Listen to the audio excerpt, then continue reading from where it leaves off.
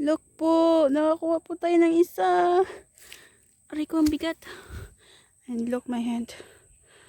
Namumula siya. Yan. Ang hirap.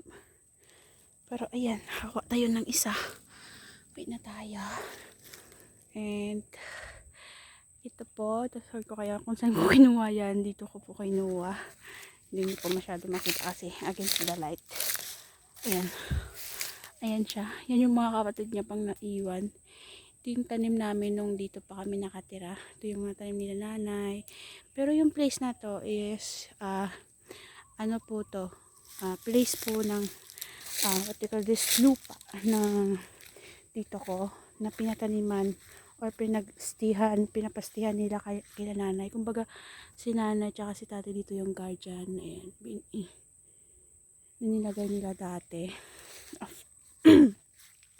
Maybe how many years na sila na dito nakatira dati, 11 years na kasi grade 8 pa ako nung nag-migrate kami dito nag-migrate sila dito, tapos din kasi yung bahay nila dito is sa Roa City pa, ito nasasapian pa, kaya kaya kailangan nilang anuhan ng tao, lagyan ng tao para yung mga tanim, pero yung mga tanim dito sila nanay nagtanim.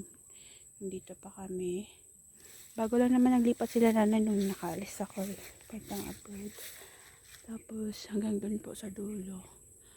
Ano na po yun kasi hindi na maano ni tatay kasi malawak din yung sakahan na sinasaka ni tatay. Ito po. Ito po yung mga saging, nyog, santol. May rambutan din po natanim yung nanay ko dito. Rambutan, lansunis. Pero yung lansunis hindi pa namumunga, nakabunga kasi maliit pa lang. Bago pa lang siya natanim. Pero yung mostly na kinakain na dito is ano talaga, saging, rambutan. Tapos meron din si nanay na makupa.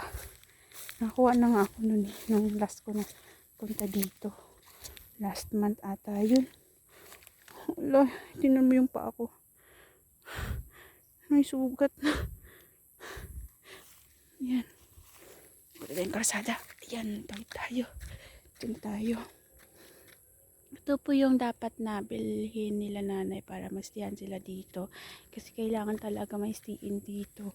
Pero yung bahay na yan is hindi pa nabili. Bali, pinatayo yan ng kapatid ng tito ko na nagpasti dito kay nanay. Ito po yung mga tanim ng mother ko tsaka papa ko. Mostly po yan is santol tsaka saging nasaba tsaka din may senyorita din tsaka ano pa nga yung isa, lakunday tawagin nila. May video na po ako dyan sa kalsada pero dito tayo dadaan sa mga tanim ni nanay para makita nyo po.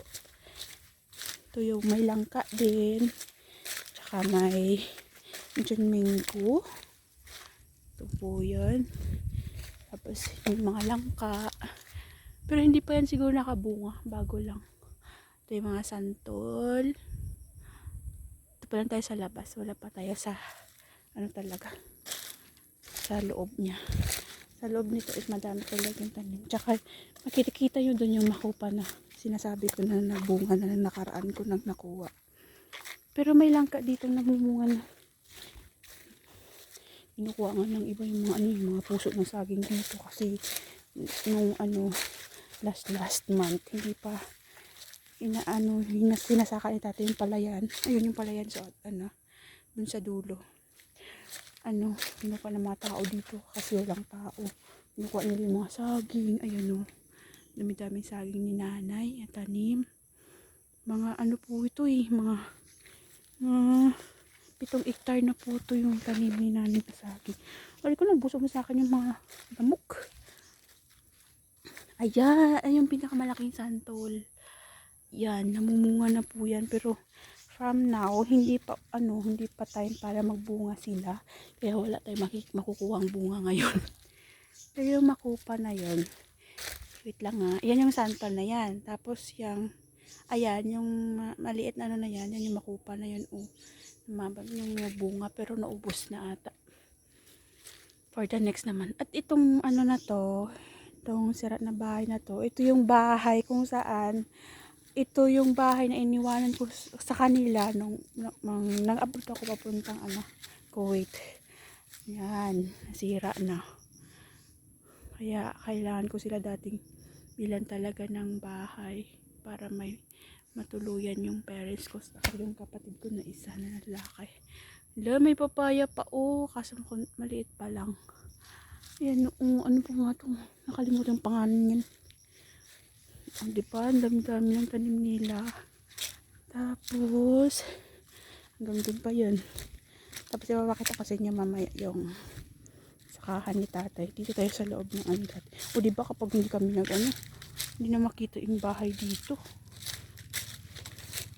Pero kalsada po yan. Kalsada dyan sa dito. Ito, tingnan mo may motor na dadaan. Ayan. Kalsada po dyan. Ayun yung sakahan ni tatay. Saan? Sa baba. Wait lang. Tuturuan. Itong tanim na to hanggang sa dulo pa yun. Daming lamok Nangati na yung paa ko. Ayan, ayan, may isa. Daming lamok talaga kasi ang daming tanim. Hindi kahit siya. Kakaano lang nila tatay nito, kakalinis lang.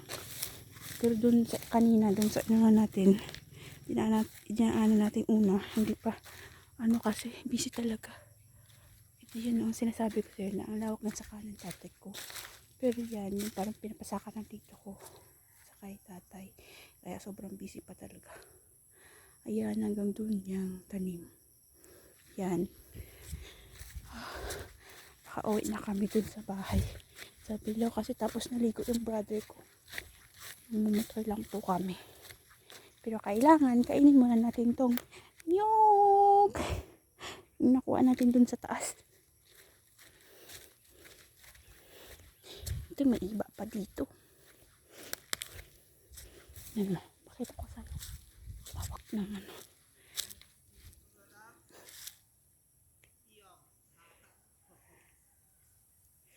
Ayan, hanggang dun pa dun sa taas yung sakahan ni tatay.